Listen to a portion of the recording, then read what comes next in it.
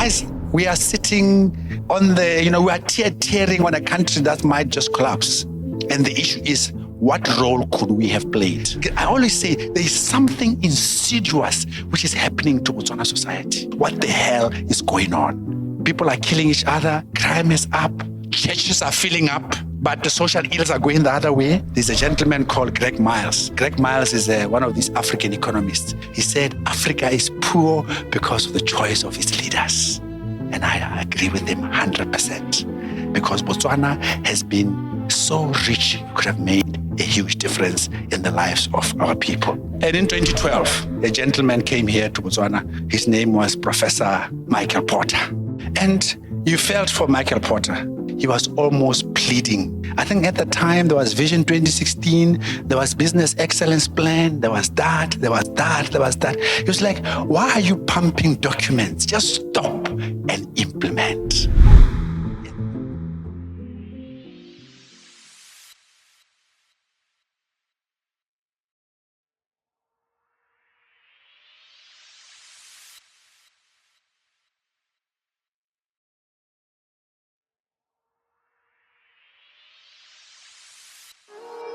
Welcome to the GrowthWell Podcast, where we tap into a well of knowledge, innovation, and leadership to fuel Africa's growth. Here, we explore thought-provoking insights and expert knowledge that empower individuals and businesses to thrive across the continent. Whether it's personal development or professional advancement, our conversations inspire action and impact. This is GrowthWell, where ideas flow and growth begins. Let's dive in. Yeah, it's a very dear topic to me because that's how our organization Unread was started around 2001. So so I might get even a bit emotive with it because when I founded the company those years, the idea was that Botswana and the companies in Botswana will leverage PM to accelerate Botswana's development. So the pitch of the presentation is at the top end. It's at developmental perspective from a country perspective. And I assume because, I'm probably one of those early ones who did the PMP. So I assume now you guys know a lot better than me when it comes to the theories and the 9 areas. So I'm not going to even touch that because you might challenge me. Okay, so I assume the theory is all that you know it. So I'm just, like I said, I'm pitching it at the top end to discuss what we can do with project management, what it has done for other countries, and what it can still do for Botswana. Is if us here, as the activists in the project management space, can do. My secret, or what I know, and that I'd like to share with you, is that as practitioners, as activists, we actually have not done enough to influence the system. I was teasing one expert the other day about how sometimes we blame the political leadership for some of the negative aspects of our country. As you know, we are in this dire straits in terms of economic development. And you are saying, yeah, but we try. These politicians don't listen.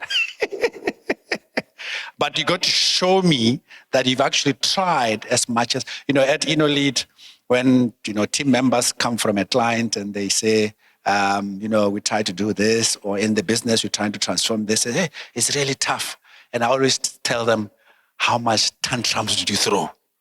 Throwing tantrums is not for the babies. It's for you as well to make yourself seen and heard. You okay? Guys, we are sitting on we are tearing on a country that might just collapse. And the issue is, what role could we have played as PM practitioners? And I know this is not easy because some of us, I'm a mechanical engineer by profession.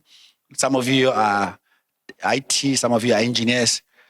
Engineers are people that just like sitting behind, but they just want to design bridges and do calculus and stuff like that. But we have to rise up above that. Otherwise, there will be no bridges to build. There will be no engineering works that we need to work on. Before I start, I'd just like also to announce, this is because our marketing lady here, Wame, just stand up. Wame is running our marketing at Innolead. And and we just launched a book. We just launched a book, and this is the copy. It's available on Amazon. So you can order your hard copy, you can order your Kindle, and you can order your audio from next week, not right away. Yeah, next week. They're just loading it on Spotify and that, all these audio. So this has been one of the projects that I've been involved with for the last 18 months. Damn, it's hard to write a book. Ask me. It's hard, but it's damn worth it. Because this is, even when one day you have to sing for me when everything is done, there is an imprint of what you've learned. And part of the project management story is actually captured in here. Are there some Botswana guys here? Please have your hand up if you are from Botswana. Okay, there are only 2-3 of them. So the Botswana story is here. Okay. But please, I'm still your friends. I'm quite kind in here. So it's also captured here. And that's one of the stuff that I talk about a lot. We have to learn to capture our learnings. And one of the things about project management, which I'll touch on, is some of my experience with some of those early projects that I was involved with in Botswana. Also, when I used to work for a company, I don't know if there are guys from Geoflux. So in the early days, I also worked at Geoflux, and we were going around doing water projects and so forth. So I share some of those experiences as well. But the sad thing is that we don't document. We don't capture the knowledge. Our R&D and research is so poor. How can you improve if you don't capture the data? Huh? That's the sad thing. When you start a project, I'm starting the presentation now. One time, it was on 2001. We just finished with the Project 2000. That was before your time, I guess. Project 2000 actually cost 2 billion pula. Project 2000 was a Botswana upgrade project. It was an Orapa huge upgrade project when I was still working on their projects. So the project had finished, and I was now appointed as a project engineer for the #1 plant feasibility study at Orapa mine. Okay. So obviously we are looking at the plant, we are looking at the previous studies, and guess what? We are looking for the drawings so that we don't start from scratch. Guess what? Guys, a 2 billion pula project, and you can't find the records. That's how wasteful it is. Guess what? Now you have to get engineers again, get the drawing office working again, repeating work that was done. I'm just giving an example of how costly it is not to capture the information well, the drawings, the lessons, the reports, everything needs to be in a repository that you can access all that. It's money. Like I just gave you an example, it is money. Okay. Now, just on the book again, it's a very difficult thing for engineers like me, but we just had a big announcement on the book that the book has been declared by Amazon, has been put on the bestseller list.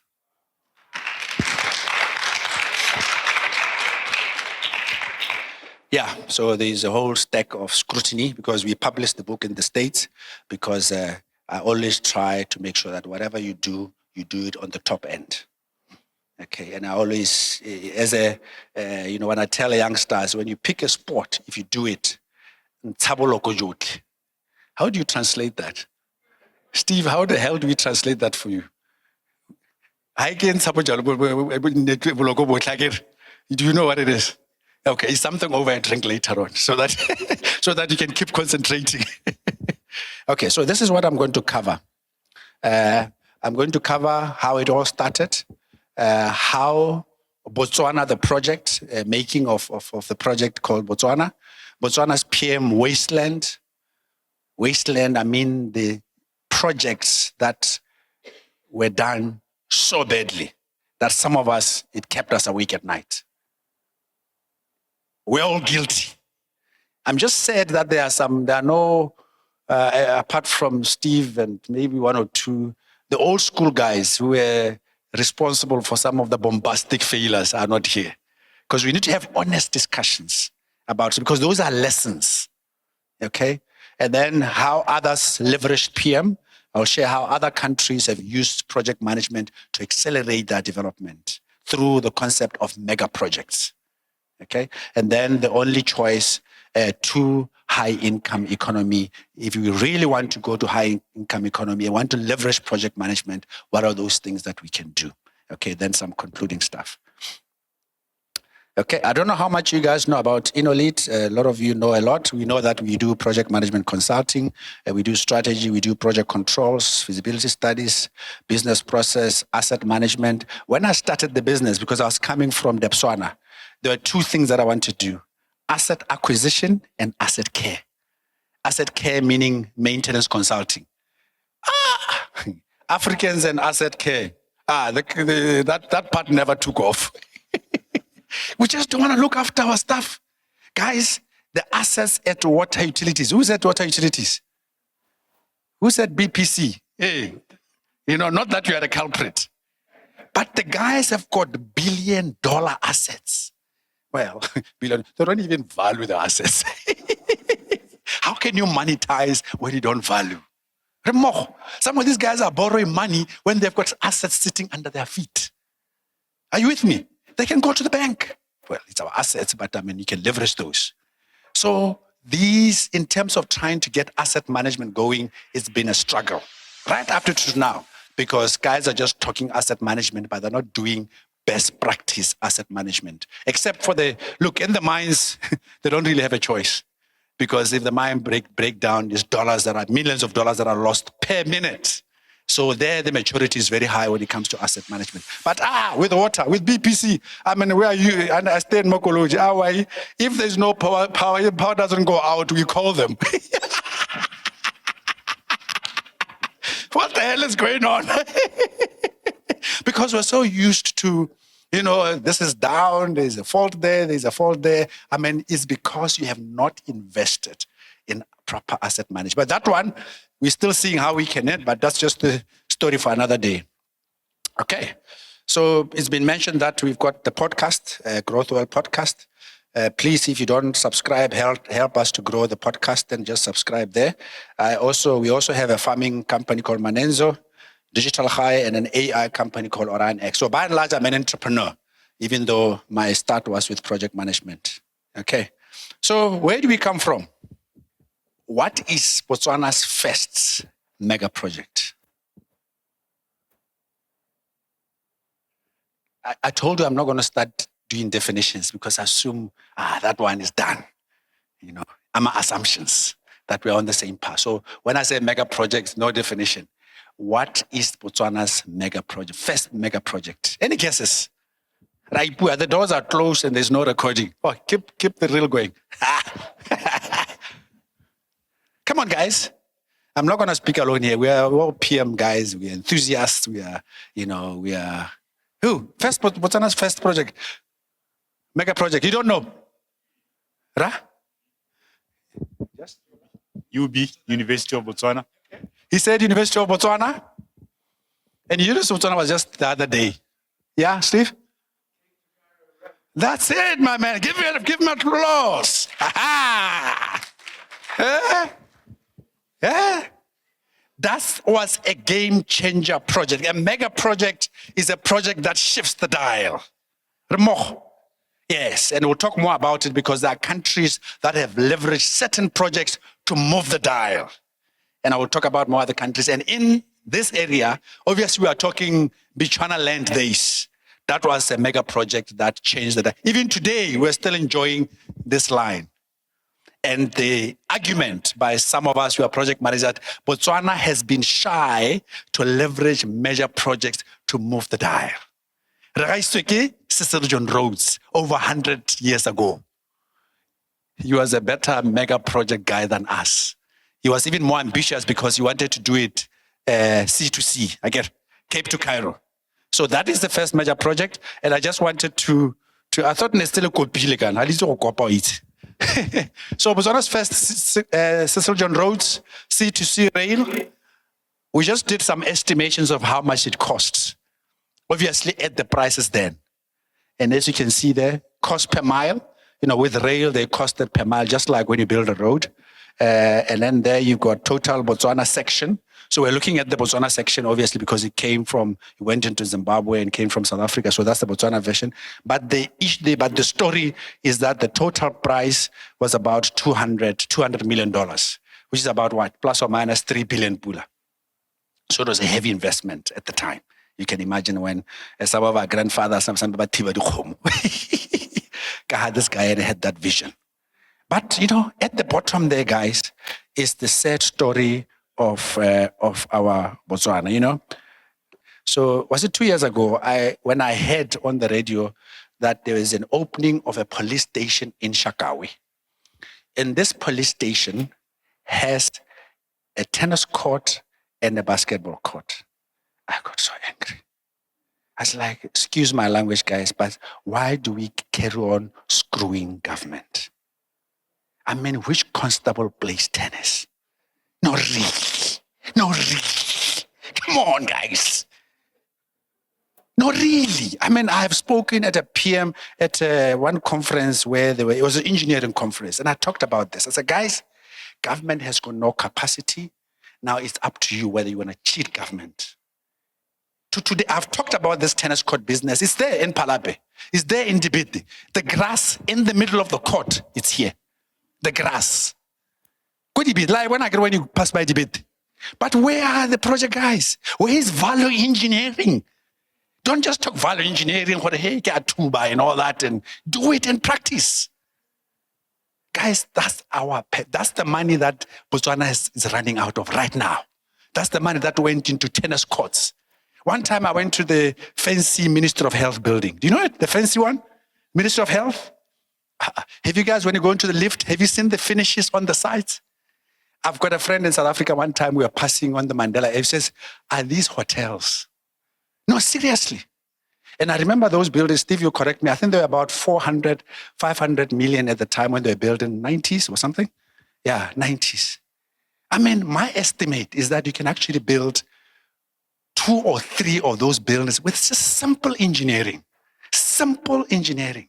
They don't have to be fancy finishes. The air conditioning system that doesn't work, that does not cater for the environment, because we don't have the capacity and the guys are just saying, we're going to make more money out of this. I'm saying this because this has to stop.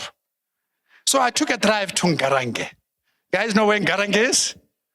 Hey, Ngarange, baby. Ha-ha. So Ngarange, it's overseas. When you go to Shakawe, and then it's the other side, you have to go across the beautiful bridge. The beautiful bridge where there's no road reaching the bridge. That's Botswana for you. There's no road. I saw it. There's no road. It's finished. Talk about maintenance. Guys, you guys go to fancy schools. Hey, I went to London School of Business. Now I went to, Southampton University in the UK, and many of you went to fancy. But why do we do this? Why do we build a road and we don't look after it? Now it's very costly to do that road from Gumare, past Gumare up to Shakawe. It's finished. I mean, guys, the tourists talk about it because we stayed at some camp. They were talking about the no road in Botswana and the dusty and the really sad corrugation. So we went to Ngarange, and guess what I wanted to see in Shakawe? What did I want to see in Shakawe? The famous? No, not the bridge. The bridge is a story for another day. The police station. Actually, now I just remembered before I wanted to put the picture up there. There is a tennis court. And actually, I thought it was just the tennis court. And my friend whom I was just, no, there's a basketball court next to it. I felt bad because as someone who's been articulating project management for almost 30 years, and we still get this today. That's a fresh out of the box thing. So I don't want us to keep talking PMI. I don't want to get all this pumping of PMPs and princes and all that if there's no impact on the ground, guys. The country, the jelly is hitting the fan. The mining guys know the language we use there. Now I use jelly. So we got to stop it. For our grandkids, this is not a selfish thing for you and I. It's because now, so we've got to do these things not for selfish reasons. So that's the thing. And then I know that I'm being a bit unfair on you. That's why I like putting up this slide. This is a study done by a gentleman called Adams and Anderson on leadership. And they say that an organization cannot outperform the consciousness of its leaders. An organization, in more simpler language, cannot outperform the capability of its leaders. The fact that we are in trouble right now, some of us who are in consulting, we probably know the answer. The leaders did not do their job. Guys, there is a way, there is a processes that companies use to make sure that there's a post-diamond life, especially during the good times when you still have cash. Now it's rough. When I tell them, do something, they say, but now you don't have cash. You see? Some of these executives, they say, now gray hair is coming in, so I don't miss my words. But guys, there is always, so that's the spirit there. There's a correlation of 0.93 between that leadership effectiveness and business performance. 0.93. Solid.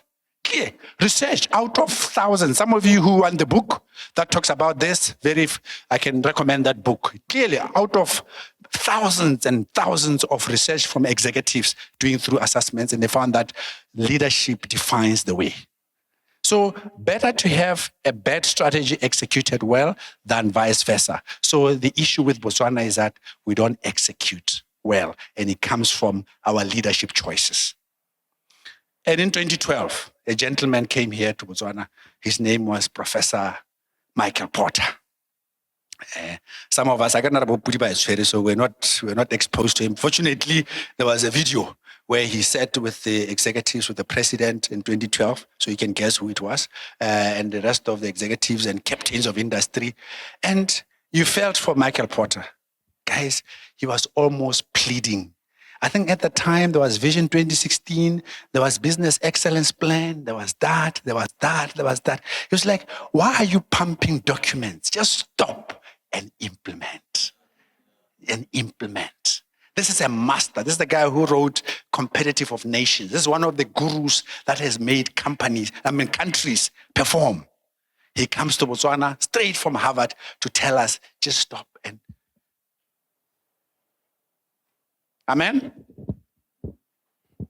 So this is where we're coming from. You guys know about the Battle of Gaborone? You know about it now. Okay, some of you who watch the podcast, I really make a big deal. The Battle of Gaborone was a definitive time for Botswana where King Sechele, in collaboration with Khama, with Batwing or Hasitsi of Hawaketsi, they defended Botswana against the Boers who had crossed Limpopo to get land in Botswana land. And they fought like hell. And they defeated the Boers, and the Boers ran across back. So the historians say, had that not happened, there will not be modern day Botswana. We will be part of the Transvaal. We will be speaking Afrikaans now. 100 buddy. So that was one huge milestone. The protectorate, you know about it. The C2C railway line, a mega project. The marriage of inconvenience. Some of you must have read the whole book about Ruth Williams and Sister Zakama marriage and the hoo-ha-ho that it cost. But I believe that it relates to how Botswana was shaped because Botswana became a hugely multiracial country, exemplary in the region. And I think the marriage was part of that in terms of Sister Zakama's mental model. You with me? Yes, so that was the influence. And the country is born in 1966, the foundation years up to 1998. I'm saying the foundation years because Sister Zakama with his comrades, Borre Tema and Borre Dambe, the cabinet of the time, they were the ones who laid the foundation for Botswana. You know why I'm mentioning this? Because I think they laid the foundation and then we came in and we failed to take off. They are the ones who negotiated the famous PPP arrangement with DBS. They are the ones who made sure that there was prudent management of the economy. Okay? All those things which were really good platform. Guys, those guys could have messed up this country. We would be nowhere. Okay, but they laid the foundation. And then obviously the diamond mines and the PPP project. Guys, I'm talking about case studies. I've talked to, I don't know if you guys know Sheila Kama, who's in the diamond industry. And if you want to learn more about her, just watch the podcast where I interviewed her last year. The Botswana government, DBS, PPP should be studied by MBA students. It's a hell of a story. You can say, I believe it or I don't believe it, or they're really eating from Botswana, whatever, you can have your view, but it's one of the most powerful things that has ever happened in the developing world. But as usual, we're busy watching Muvango and not studying these concepts. When I say we are busy watching Muvango, one of my age mates came and said, you are giving away your age. Because apparently Muvango is no longer there. I don't know the latest ones now. But that's really the essence. So these are the things, the story of Botswana. And I'm saying this because when you develop a country as a project, you got to know the milestone, you got to know the projects and the things that happened to that country. And then, now let's imagine Botswana, guys, in 2036. 2036, about 10 years from now. And just say, imagine if we have a Botswana like this. This is a Botswana where the first Botswana nominated for Reputable Prize Award in Genetic Research and Longevity. Mining contributes only 10% to GDP. Imagine, Botswana ranks top in competitiveness in Africa and 18th in the world. Currently, we are number 70-something or 80, wherever we are in the woods. Botswana 7 unicorns. You know what unicorns are? A unicorn is a billion-dollar company, which Africa is struggling with. Only Nigeria has said, I think it's got 1 or 2 unicorns. But out of all the continents, we are the ones who are behind with unicorns. In other words, we don't develop solutions that end up making the owners billionaires or companies that can go to billionaire level. Because usually it means you are sorting out problems that attract 10 billion or a lot of people to make sure the company can be valued at that price. Unemployment at 3%, correlating to the gross expenditure on R&D of about 4%. Country pumps out 1,000 patents a year. Gaborone is rated top green city in Africa with a new international airport with direct flights to Dubai, London, and New York. Population reaches 4.5 million, with 30% of that being expatriate talents, people who are coming to help us. And then lastly, life expectancy is 75 years. You know what life expectancy is now? Anybody take a guess? 60-something. I get 60-something. It means those who are getting closer to 60-something, hey, I'm a countdown. I'm a countdown. And it's sad, guys, because even poorer countries like Algeria, you can't believe it, their lifespan is 77. I always say there is something insidious which is happening to Botswana society. And this is something that I'm challenging the social engineers, the social scientists. I'm still battling to get a very good social scientist onto the podcast. If anybody knows anybody, please, because I want us to take on this issue. What the hell is going on? Where people are killing each other, crime is up, churches are filling up, but the social ills are going the other way. So there's something. The economy has been good. So you see, it's a contradiction. I have some answers, but that's for a different day. Okay, so imagine this Botswana. And my issue is that this can happen if we leverage the power of PM. The power of PM. Okay?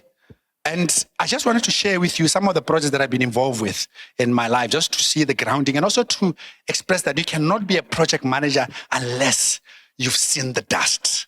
That's why when I get project managers work.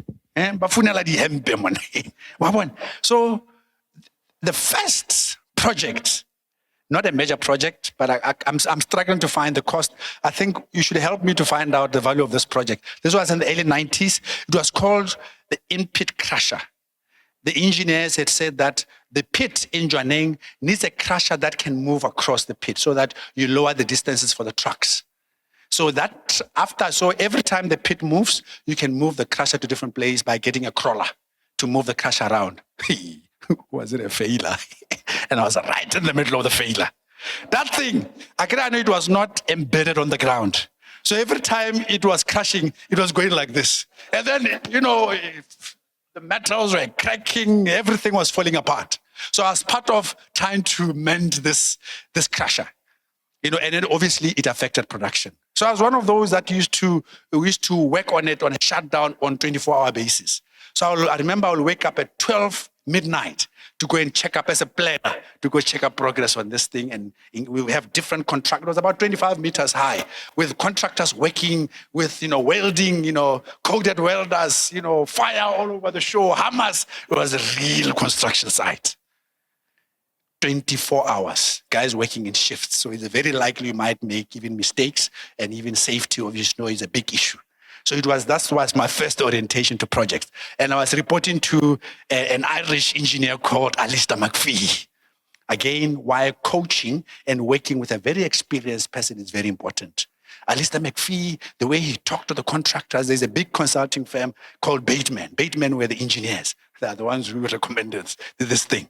So we used to go to Johannesburg. I'll be holding pieces of metal to the airport with my engineer and I would sit there and McPhee would be telling them stuff about the engineering.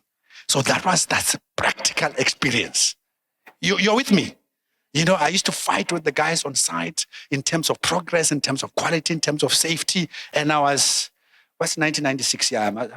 About 27 years old or so at the time, because I was born in 1969.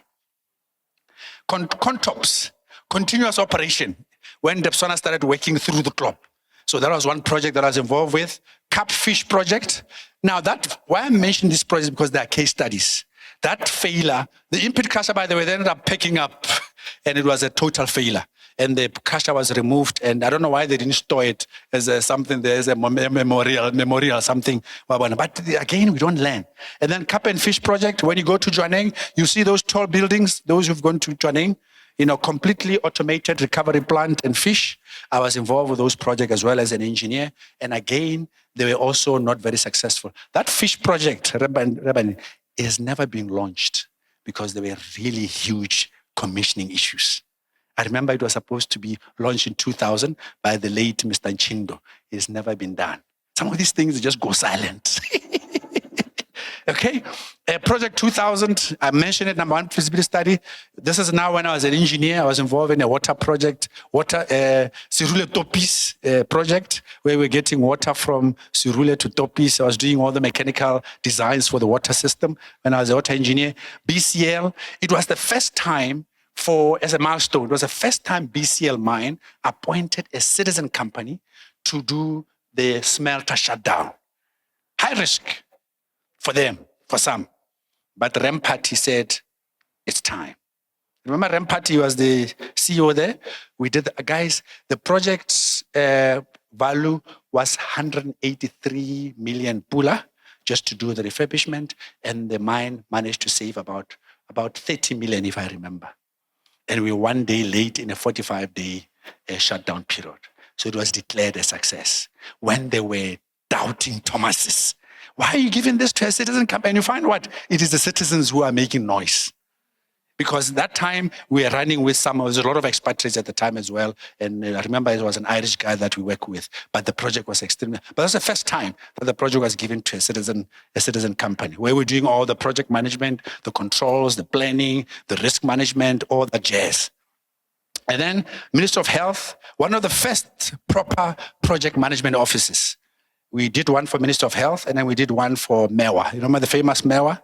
The stories that I have, guys. And then later on, when this MEWA PMO was unraveled, was when I met a minister with no name, and please don't quote me. And the minister said, Minister, can we develop this PMO? You are struggling with it. That's rubbish. You're actually taking it out. Yeah? They took it out. This is a ministry that at the time, the water portfolio was 30 billion pula. Over, I don't know, I can't remember so they have heavy projects. And again, where are the project managers? Botswana various PMO frameworks, Botswana North Star strategy, DBS. When DBS was relocating to Botswana, Remember that we were appointed as program managers, that they moved from BDVC to, and that new building there that you see by the airport, we're involved with that. So I'm just sharing with you how to build that, the experience that I've gone through and the stories that I'm preparing to do my next book on project management. Okay, so the lessons learned from this: courageous leadership counts. We will not have been appointed had Rempati stepped his foot and said, I believe what these guys are saying is time we test a citizen company. That North Star project strategy, the Botswana was used to appointing these big consulting firms from Mafasisberg. I get this guy, Rebo Nyongo, some of you know, he said, we are going to test a local company, the Botswana North Star. And believe what? The North Star was 5 years. In 3 years, they had gained all the targets because we combined strategy with execution. And that's always been my model. Okay, you got to have the discipline of execution. Rather have a bad strategy executed well, other than the other way around. Because some people spend too much time planning and strategy and all that instead of actually executing. PM is more a discipline than a methodology. This is important, guys, especially some of you who are now recently qualified. I have seen very unread project managers in Botswana who are so good. Unread meaning they don't have to have a PMP. But the guys, in terms of their profile and their modus operandi, they are executioners. And you can do all sorts of assessments. There are project managers who are not designed to execute, if you know what I mean. And the actual assessment tools, there's one that we use at InnoLead, is called Kobe assessment. You can see that this person is just a thinker, he's not an executor. So you got to make sure that you assess. I mean, we've seen a lot of PMPs at InnoLead when we hire project managers. Some of that's like, hey, PMP, I like a Mudimu. Project. Okay? A country awash with cash is wasteful. I mean, these guys at the ministries, they will tell me, come on, who I am. We just, guys brought, a change of scope, for 400 million. In no time, it was approved. Just like that. 400 million pool. These water projects, this what. The famous one. You know about it. I mean, anyway.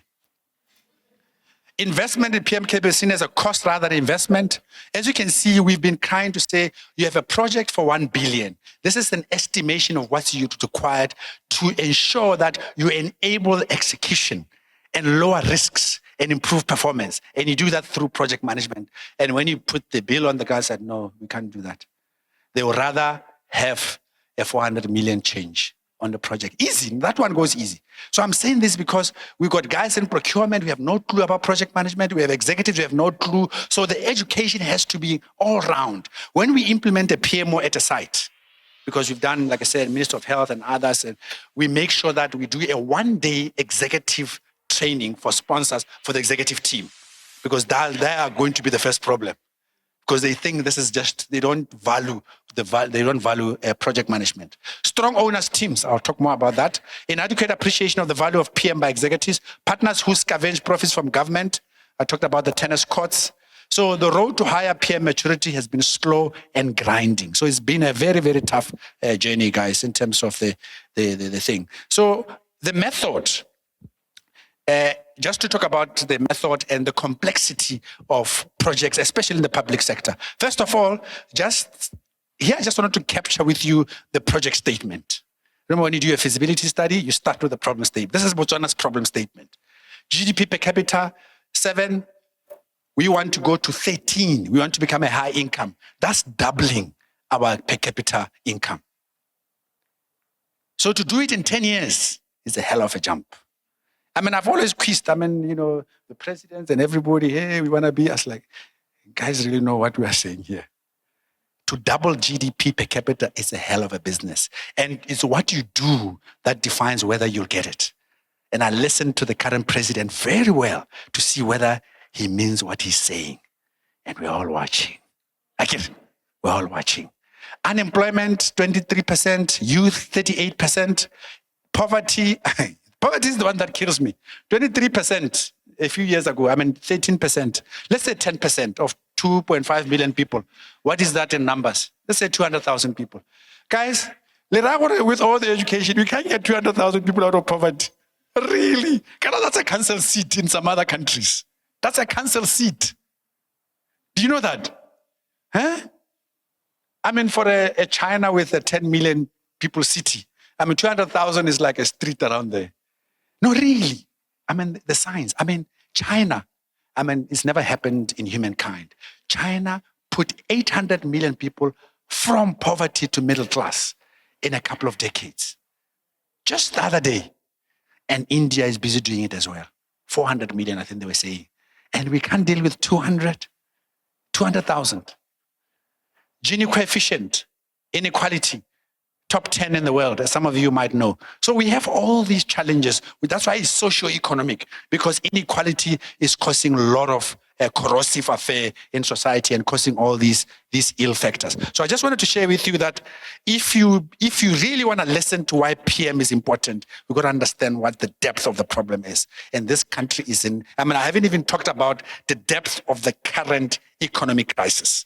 I'm just summarizing at the top end. But we are sitting at the precipice. What is it called? What's the word?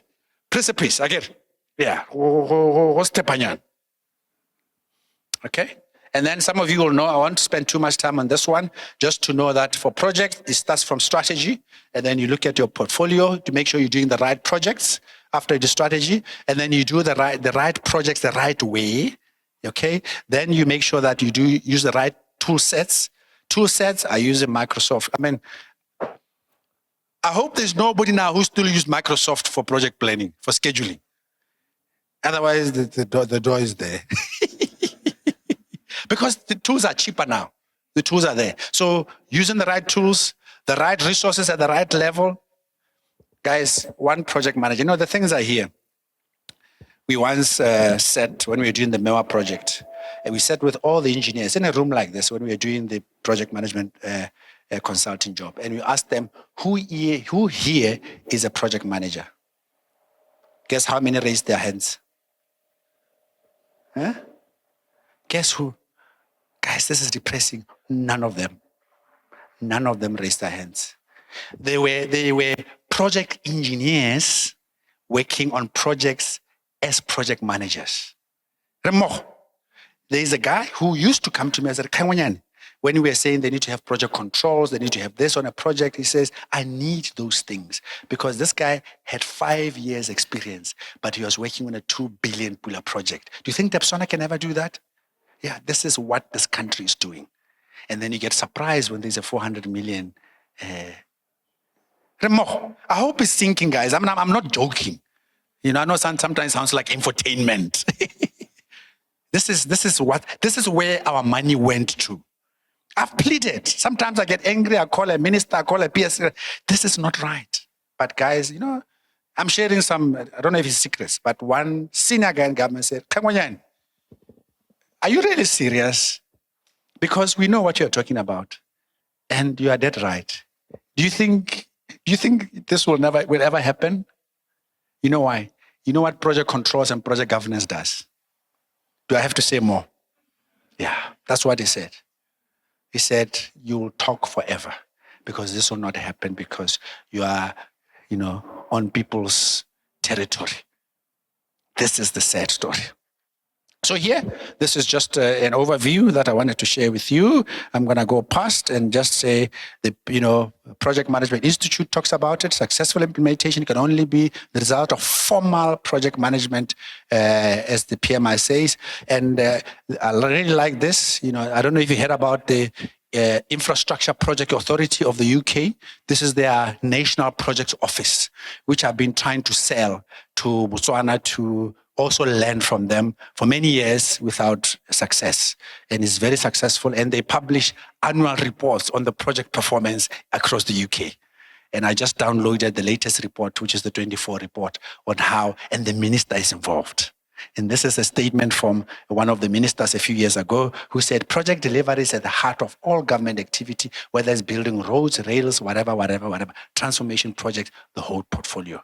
Last year I attended a leadership conference for government. And the director, after they've done their own assessment, they said they have 5% success rate in execution of their projects. 5%. This is a senior person with no name who just declared that in a conference full of about 500 people. What I'm trying to say is that we've got a problem. Houston, we've got a problem.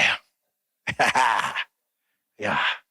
This one, slightly, I just wanted to stress, project management in the public service is no easy task. So I didn't want to make it too simple, because this is from good practice to say that it is actually quite complex. The stakeholders in there, the complexity of the organization in terms of a government. So I won't go through the detail. I just wanted to make sure that you are not thinking I'm simplifying things too much.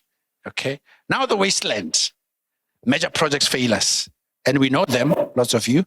What we tried to do at InnoLead, and I don't think we 100% succeeded because of lack of data.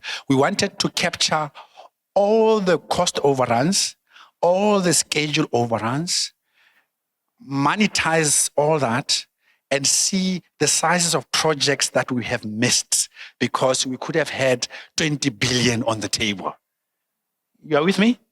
Now the team, you as part of that team, they're trying to, we've got a data scientist as well, as trying to get them to do that. But unfortunately, we didn't arrive at the answer, but that would be a terribly exciting exercise to just go to cabinet and say, this is the money that went into wrong pockets or total incompetence. And guys, that's the responsibility of project managers. Capture the data so that next time we want to apply AI so that it can give us an answer in 2 minutes. But if you don't have a repository, if you are refusing, imagine a water ministry with 30 billion portfolio, and you say, here's a system that costs 2 million that can help you to capture things forever. And they say, that's too expensive. That's our life. That's the life. So it means either we haven't sold project management enough, or the guys are just resistant tools for the answer that I talked about earlier.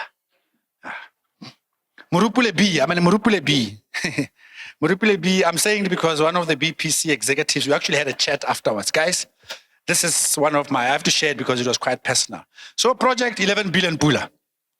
And when there's a big project, I wake up. So I go to BPC.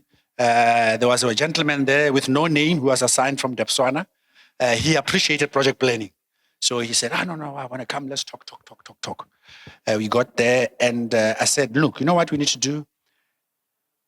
Proper planning is half complete. Have you heard that thing? There's a curve actually that shows that when you plan properly, you actually reduce a lot of the resourcing and delays in the project.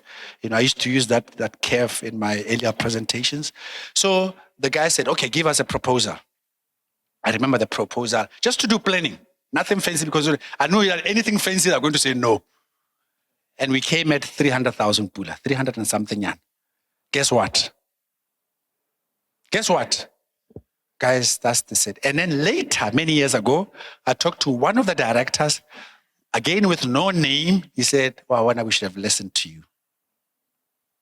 Because planning is about, you look at the quality plans, you look at this and this and this. And many, many years later, we are still suffering for a project that moved from 11 billion to 15 billion. And I think the costs are so high because we had to get power from South Africa. The prices are scary.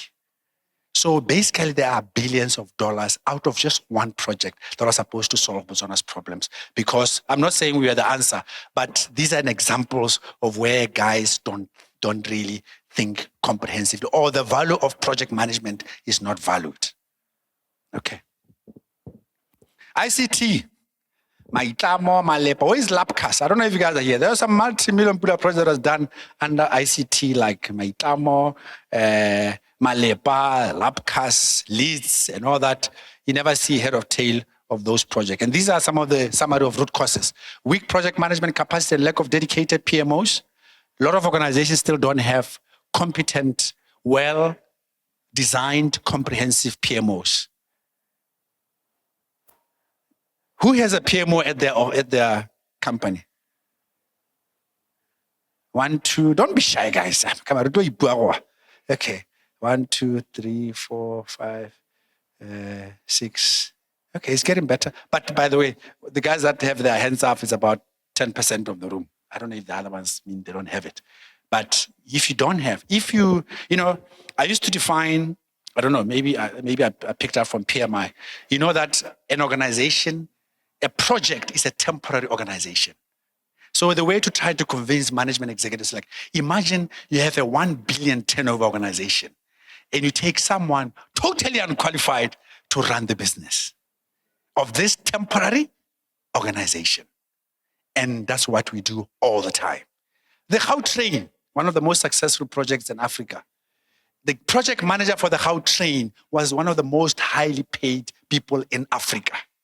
The project was delivered.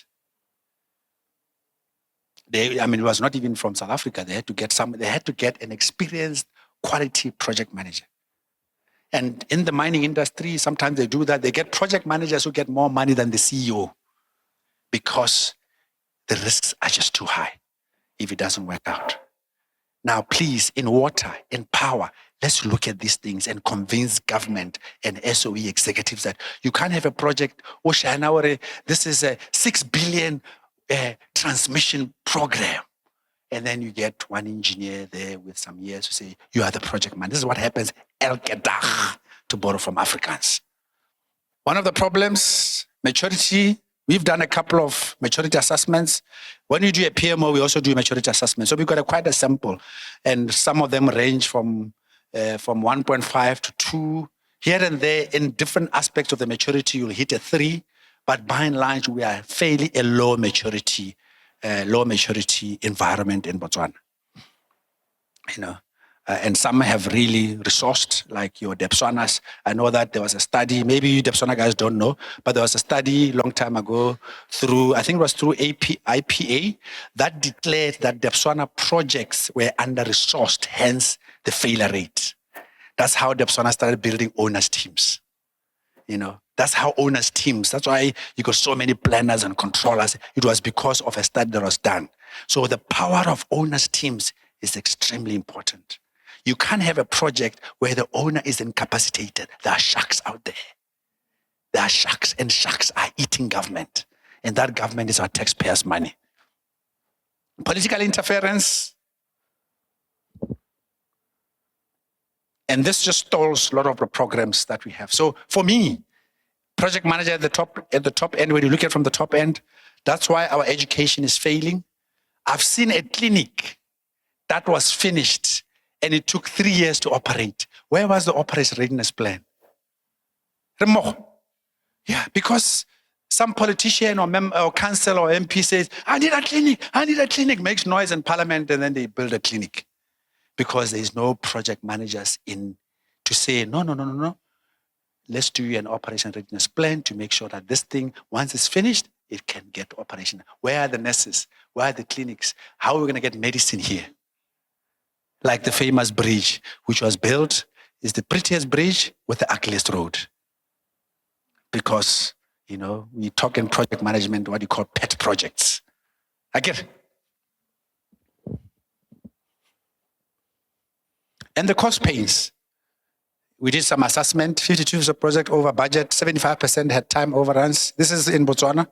Average cost overruns, 15%, only 21% of road projects within budget. IMF, that famous 37% public investment efficiency gap, which is extremely high for a small country like ours.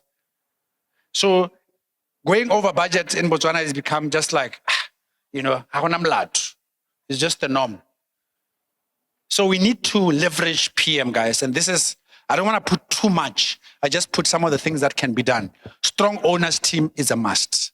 I've always talked to the Ministry of Infrastructure that if you don't have capacity to handle these large projects, guys will ring rings around you. They will cheat you intelligently.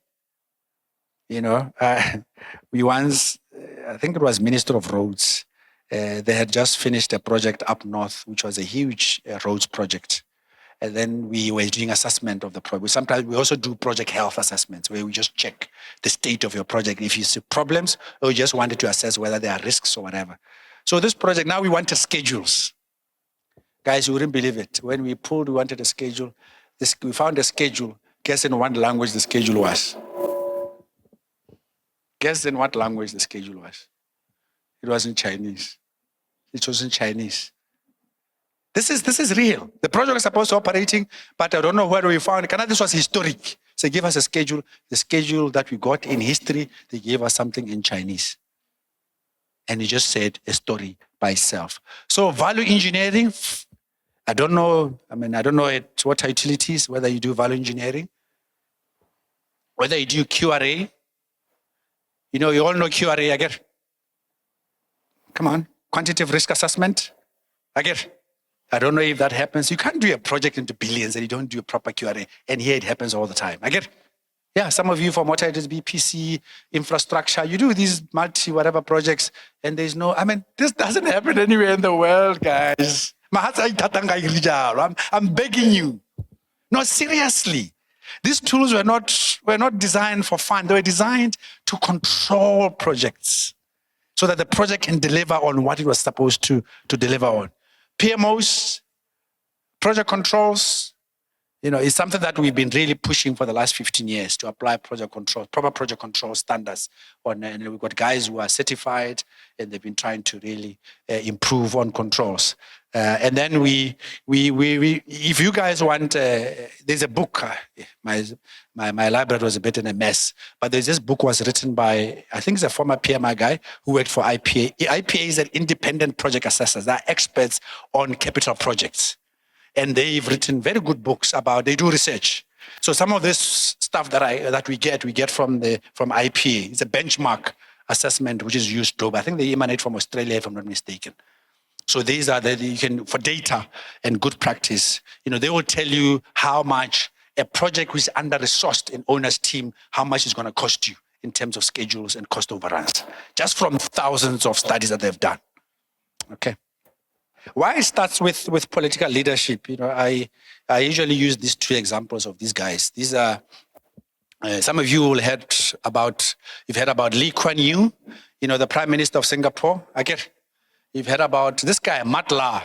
Mat La was the Prime Minister of Estonia after the fall of communism.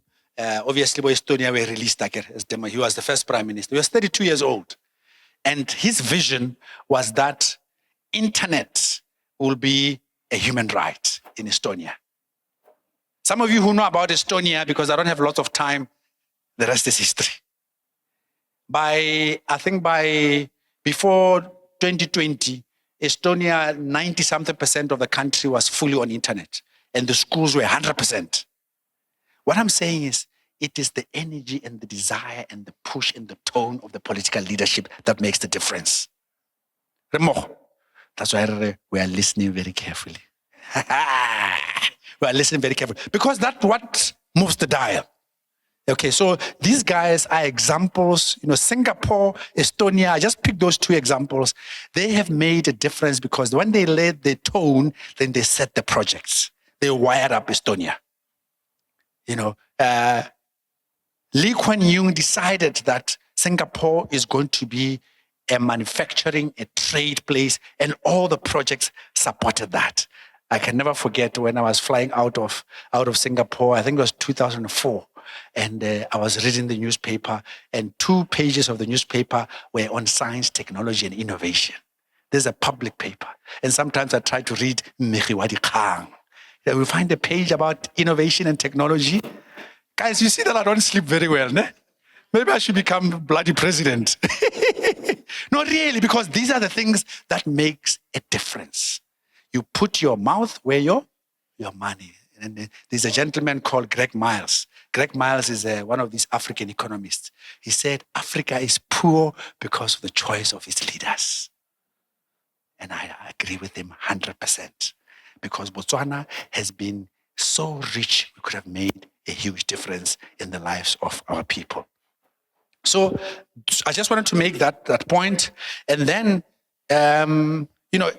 you might ask me, what have I done about it? One of the things that we did many years ago was to introduce the MEWA, when we were doing the MEWA project, to the Infrastructure Project Authority, which was a world-class system for UK, they actually flew to the UK to meet with the Infrastructure Project Authority guys. This is the project office for UK.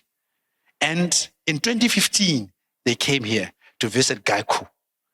And I remember I was called to be interviewed about project management landscape in Botswana. Geico was excited. They brought a director here. And what I again want you to note is that when they came here, the project team from IP, they had the project director, they had a project strategy guy, and they had a data scientist. Projects have data guys. Who in their projects offices, they've got guys responsible for data. This is now 2025, I get it. These guys in the UK in 2015, they came with a data guy who was supporting the projects, just data. Who said they've got a PMO? Let's embarrass this Botswana because they've got money. Is there data guys in the projects offices? Huh? Oh, shame. Sorry, today. Huh? But you get my point. If you don't capture data, the integrity of your schedules, the integrity of your costs, the integrity of your risk analysis will be compromised. Clear? Then guys are just playing around with numbers to impress the management that they are green. We've seen that, where guys just want to be green, and then when we come in, we try to scrutinize, they don't like it because then they become red. And then they say, these consultants don't know what they're doing. That one. So that's the challenge. So we got to make sure, this is the Major Projects Authority. This came from a report. The UK Projects Authority Major Projects Report for 2023-2024. So every year they publish a report and they talk about the project's performance across infrastructure, across defense, across human resources, transformational projects, and so on and so forth. So this is what Botswana needs. This is what Botswana has needed for many years. And then the thing is, we also do things. I mean, we do Geico, and then Geico doesn't deliver. The next thing gets dismantled. And then we have NSO. Then it gets dismantled. Now we have National Planning Commission. That's what we have. So we're just playing with names. But you don't find the super project managers. Because that's what you need, systems, processes. That's what a PMO is driven with. Performance checking. If you read the UK one, they even have designed their own performance matrices. They've got one called, they do confidence assessment of projects. I find it quite bizarre because I saw it earlier around 2012. I see they're still using that metrics because I thought they always borrow something from PMI or wherever, but they actually designed their own way of measuring projects' performance as well. So this is just an example of what the other countries are doing. And this is the UK, as I said, they visited here in 2025, in 2015. There is the Government Center of Expertise for Infrastructure and Projects. It sits at the heart of government, reporting to the Cabinet Office. The IPS purpose is to continuously improve the way government delivers projects. There's nothing that happens without proper science. So if you are interested in proper execution, you go to visit the science of that execution. And that's PM. That's why a country like this, that's why Malaysia has got a project delivery unit. That's why I think South Africa has got one. One time, we even took Geico to South Africa one time. We were trying to position Primavera. You know, anyone knows Primavera? Primavera, one of the tools for scheduling and all sorts of projects. Yeah, Primavera, okay. All right, the engineering guy should know it because it's usually on the up. So we went there to Gauteng province. We took them there. Benchmark. So we arrived there and I was very impressed. The MEC for infrastructure, every Friday, they had a war room, project office with big screens. They sat around, the MEC sat there, and every Friday, the project guys wore overalls to see how we were at work. And then they took us through the dashboards, all project performance, risk, discussion, everybody helping each other. It was really impressive. They dedicated a huge room with screens and a horseshoe like that, where they're using Primavera as a reporting tool. You can also obviously do controls through Primavera because it's got engines on the risk side. It's got engines on, So that's what we should be doing. I hope you can see my passion. These things should have really happened many years ago. So the IPS purpose, continuous improve. So UK have had this since 2010, where they had the Infrastructure Project Authority. Another thing for engineers, which again we've been trying to position with government, which has been a struggle, is to have a national infrastructure master plan. Guys, you can't have water guys doing that, the power guys doing that, one building something and then the reserves and then there's chaos and then there's fights between them unless you have a 30-year master plan integrated. Integrated. I'm not talking about water master, but I'm talking about integrated infrastructure that even IT also comes in. Whether it's terrestrial or land, whatever, you have a clear. So that's something. I don't know if it's there. I don't know if anybody knows if it's there now. Because now, I mean, how do you refuse those things? Come on, guys, help me. I mean, otherwise it's just chaos. Am I right? I mean, it's just orderly. How are we going to do roads? How are we going to do water? How are we going to do power? How are we going to do laying of fiber? How are we going to do all those things? They got to be done by one plan. And then everybody can get their sub-plans, but at least they are integrated. That's what these guys do that in collaboration with the Engineer Society in the UK, who helped government to develop the master plan. Yeah, where is that? You've been? You haven't been to Singapore? Yeah, very powerful. So these are the guys that have built this country, and this is the country that managed to overtake their own colonialists in terms of economic power. 500 billion GDP, much higher than the UK's. 25 years, and they became a high-income country. And this is what they did. Mega projects. Mega projects. One of them, manufacturing hub, industrialization. Changi Airport. Singapore has got one of the best airports in the world. Some of you who've gone through Singapore. The port, it brought a very competitive edge in terms of where Singapore is positioned in terms of trade and trade routes. So that really made Singapore what it is.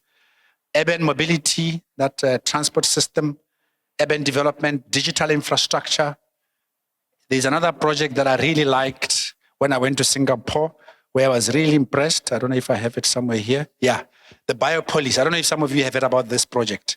It's a project where Singapore wanted to be Asia's leading biomedical sciences. When you go there, you see massive amounts of land with big buildings, whole lot research, whole lot biomedical research. And then all the other around the world, they attracted lots of regional headquarters of biomedical companies, over 30 from 2000 to 2022. So all these guys, Mac, Mang, they go there. And the research is hot. Jobs created, manufacturing plants. And then initial biopolis investment was $500 million, as you can see. And then it just grew up. As you can see, the output is measured in billions, $29 billion. So a mega project, that's how it is. It makes impact in employment and what? Why I wanted to show you this one, I don't want to complicate your Thursday night, but maybe this is a graph that I did at one presentation. We did at InnoLead with the help of the data guys. I won't spend too much time, but let's start with the red. You see the red line? The red line is percentage expenditure on research and development, basically innovation, how you spend.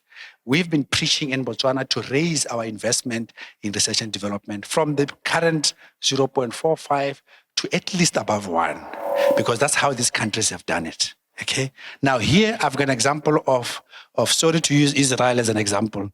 When I did these slides, it was before. Okay. So when you invest, Israel is one of the countries that spend a lot of money on research and innovation. You can see there, right up to 5%, 4.5%. I grew up on the red. And look at what happens to GDP per capita. The blue line just takes off. And then look at what happened to the green line. That's unemployment. Comes down. This is the work where I asked the team, just show me the correlation between research and development and GDP and employment. And that's what the guys came up with. I presented this at the FNB conference earlier this year, the budget conference, to try again convince guys, if we don't put our money in science, technology, and innovation, we're all going back. Guys, I'm serious. Because that's the stuff that's got 10x, that can be 10x, that can be 100x is technology. But right now, we still don't have an AI policy. I mean, yeah, I mean, we are small. We are just 2.5, by the way, is still the size of a council seat in other countries. And AU, the humongous AU, developed its AI continental policy last year. AU, the bureaucracy. And I really don't know. Guys, AI is another revolution.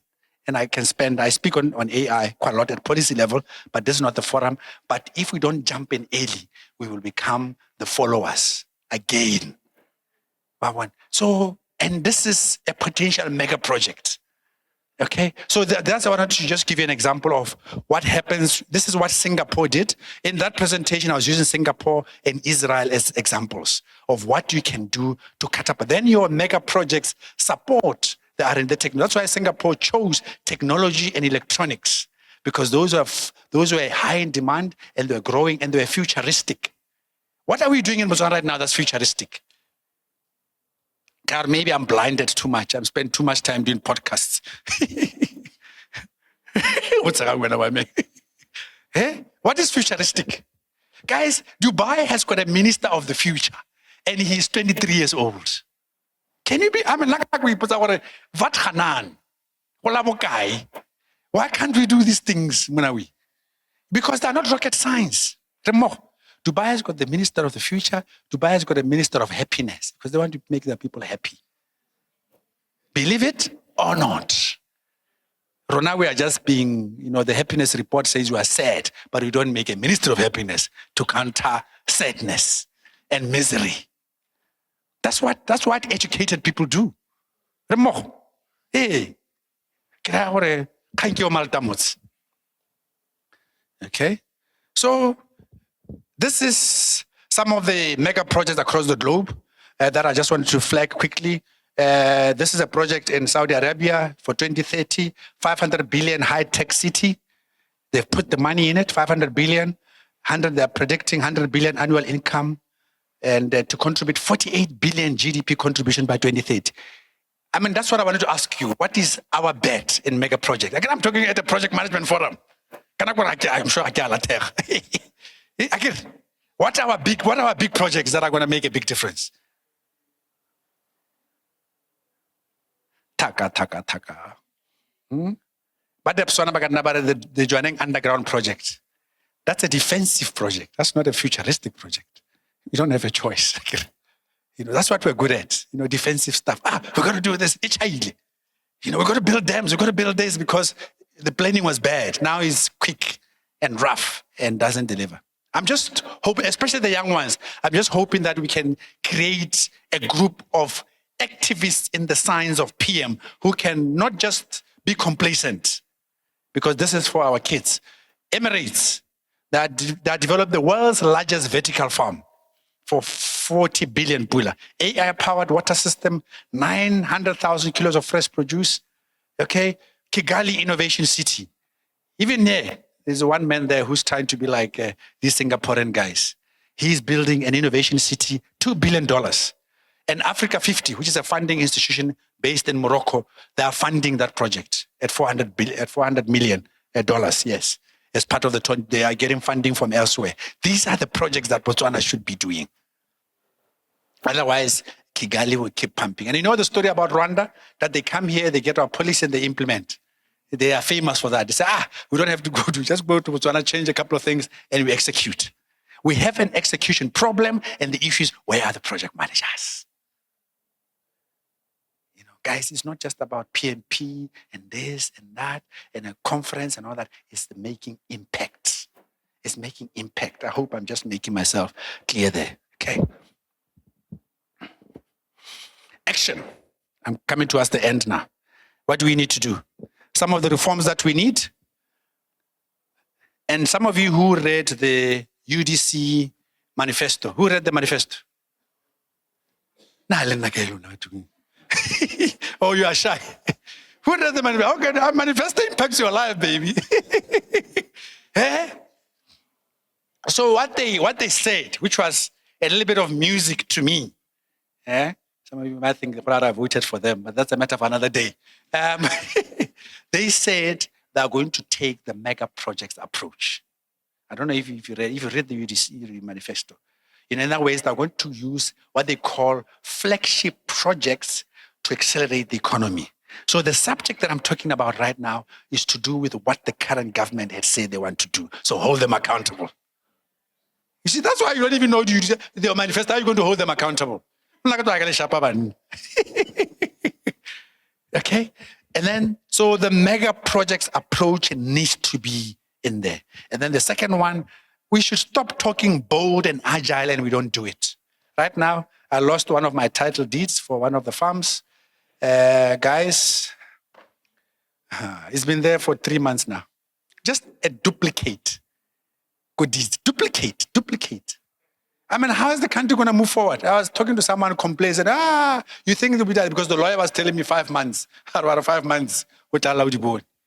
I mean, how is the country going to be productive if you can't even do simple things as just do a duplicate thing, a duplicate title deed? It's there. I'm the evidence. It's there. I'm waiting. I keep checking the lawyer and he says, things have really gone down here. So it's really bad. And technology, by the way, AI, 30 seconds. Dubai have declared that the public service will be AI enabled. Do you know the efficiency that's going to come out of there? Especially these are repeatable. Changing a title deed is a repeatable thing. All they need to do is authenticity. And you can even use blockchain. Yeah. But we're waiting for somebody. Long-term perspective versus 5-year cycles. One of my biggest complaints.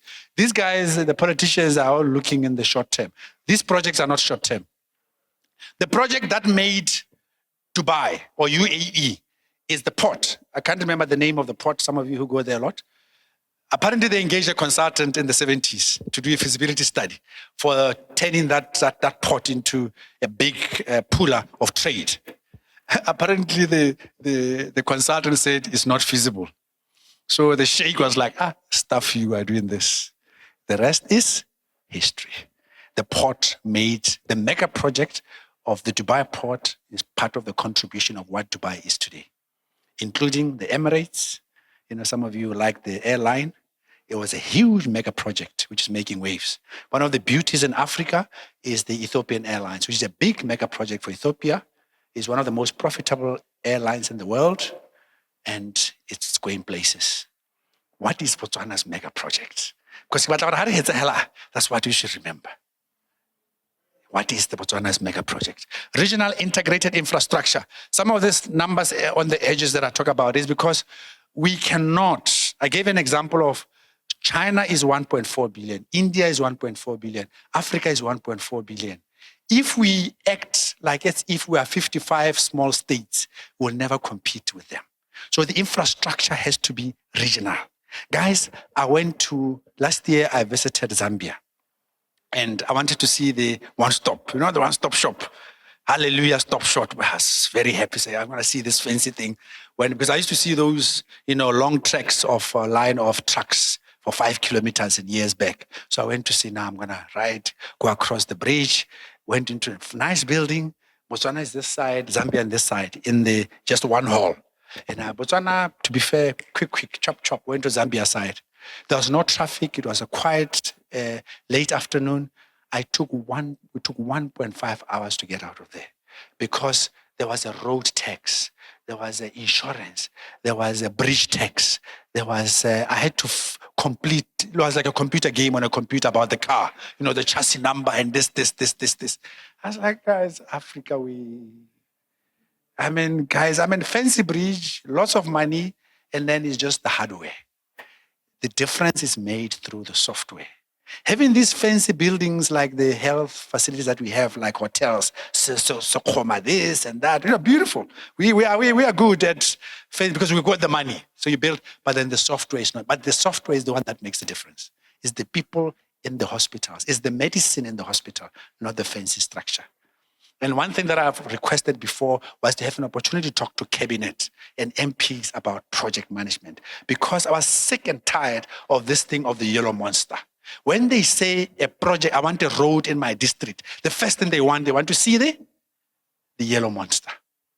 Guess what? Where is the feasibility? Where is the options review? Where are the stage gates to make sure that you got the best solution for that specific area? That's why we've got so many white elephants. You know the Masunga Hospital, Masunga Stadium?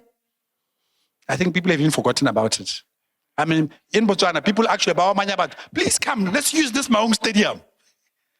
These are white elephants because the politicians just say, I need a stadium. And then it gets built. So that is the problem with our system. So these are the reforms that are like, Vision 2016, there was a lot of bold in it. And as far as I'm concerned, we sometimes become too shy. Vision 2016 in project man terms was a failure. And we have to help people. You guys know the criteria for failure in PM? Yeah, you have applied. So now people are saying I'm negative. But from a PM point of view, the execution of 2016 was a failure because this. It said HIV-free society. It was not. Simple. Again. Hello, it wasn't. Again. Just one. And many others. I have suggestions with the mega projects that we want. One of it, and sometimes inspired by Abu Dubai, is that we should build a tourism smart city in the middle of the desert, in the middle of Botswana, where it's felt, nice apartments in the middle of the veld, in a way that matches with the environment. In other words, we don't have to scare away the lions too much. So it's a very, very special attraction and value proposition that the people have never seen it in the world. But all this, and then we also have to get water there, power there, fiber or satellite to make sure people can go there and have a dream living. So it's a lifestyle project. I don't know if this thing moves, but that's one of my proposals. So that's one of the projects. Okay, it's still not moving. So that's one of the projects. One project which I've been talking to the Minister of Agriculture, which they seem to be blessing, is to reverse this agriculture problem of cattle, where our cattle numbers are dropping. Botswana cattle numbers were 3.5 million in 1978. Now they are 1.7 million, and even dropping. I think the president was saying even less the other day. So we have a plan of how we can take the cattle population, not just from 1.7, but 5 million in 5 years, and then by 2040 we're at 10 million. So that's one mega project that I believe that we can do in Botswana. And then one of the mega projects, see, it looks like it's frozen. Yeah. Okay. I think you can still see. It doesn't want to do show. So these are the Imagine Botswana mega projects. I talked about the Kalahari Smart Village. I call it the Kalahari Smart Village. That's the other one. Tourism lifestyle, we can price it. For the one for the cattle, we went to the extent of actually seeing the costs and everything for the minister to see how much it can cost and the difference, even the contribution to GDP. And we did all that exercise. And then the fast rail gaps to Joburg. This has been always my dream project, Steve, and infrastructure. Guys, the richest piece of estate in Africa, where do you find it? Where do you find it? The richest piece of real estate in Africa? In Gauteng. Am I right? Gauteng is the richest piece of estate in the whole continent. That's where you have middle class millionaires. And I said, if we are trying to do our manufacturing, why don't we just do a fast rail that goes from Gaborone straight into Johannesburg? These are the dreams that we need to do. And then what you do, we attract the Joburgers to say, we've got a fast rail. Leave those guys who are always toying, come here. They love, these guys love Botswana guys. I talk to them all the time. They said, if we could come to Botswana, but sort out your slow internet. And then the permits. Guys can't get a permit. Dangote can't even get a permit. Well, apparently it's the brother. These are the things. And then I've got smart manufacturing, where we create an innovation city, a startup, where we've got startup infrastructure in Gaborone, where we now concentrate all our entrepreneurs and our tech manufacturers, AI-enabled, superpower internet, and all those type of things, like what other startup cities have done. Okay, I've got a very good case study with some of you who are interested in a startup. Chile has got one of the most amazing startup ecosystems in the world. And it only started in 2010. And now they're even building unicorns. So far, I think by 2017, they had 5 unicorns, just out of attracting people, entrepreneurs across the world to come there, give them a visa quickly, and then they have a funding scheme, and then they make it easy. Apparently, even the city of Santiago is a very funky city with foreigners, and because all these guys, even the Americans now also come there. So these things are possible. Yeah, very possible. Okay, so that's that. So maybe then we should just conclude here, by saying the Minister Haolate had said that they are going to make Botswana the best managed country in Africa. And I go to the extent to say that it can only become the best managed country if we leverage the power of projects. Return on investment, high impact projects aligned to the strategic vision of the country. That's it. Period. Thank you very much. Thank you very much.